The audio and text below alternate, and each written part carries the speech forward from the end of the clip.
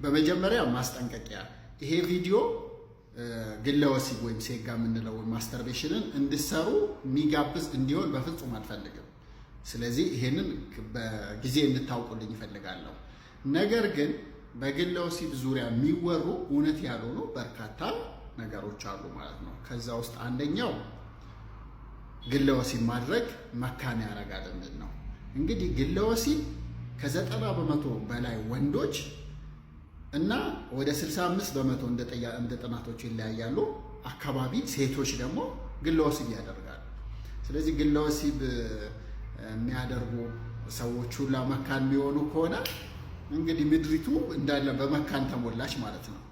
ስለዚህ በጣም ቀላሉ መልስ አያደርግም ነው። ምንም ሳይንሳዊ መሰረት የሌለው ዝም ብሎ ሰዎች ፈጥረው ያወሩት ሚት ምንለው ወይም አፈታሪክ ነው ማለት ነው። ግለ ወሲብ ማድረግ ሌሎች ችግሮች አሉት። ያንን በሌላ ቪዲዮ ሰርቻለሁ፣ ገብተህ ማየት ትችላለህ። ጠያቂያችን ሌሎቻችሁ። ነገር ግን ግለ ወሲብ ማን ያደርጋል?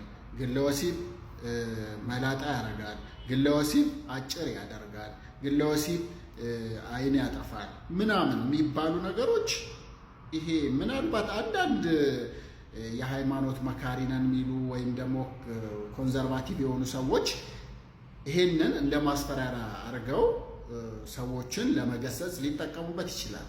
ግን አንዳንድ ጊዜ ስንመክርም መጠንቀቅ አለብን። እውነት ያልሆነ ነገር ደበላልቀን የምናወራ ከሆነ ተቀባይነታችንን ያጣል ማለት። ስለዚህ በሕክምናው እነዚህ ነገሮችን አያስከትልም ማለት ነው። ግለ ወሲብ ማድረግ ፖርኖግራፊ እያዩ ግለ ወሲብ ማድረግ የሚያመጣቸው ሴክሹዋል ችግሮች አሉ። ያንን ኤቪደንስ ቤዝድ የሆነውን ነገር ከዚህ ቀደም በሌላ ቪዲዮ ሰርቻለሁ።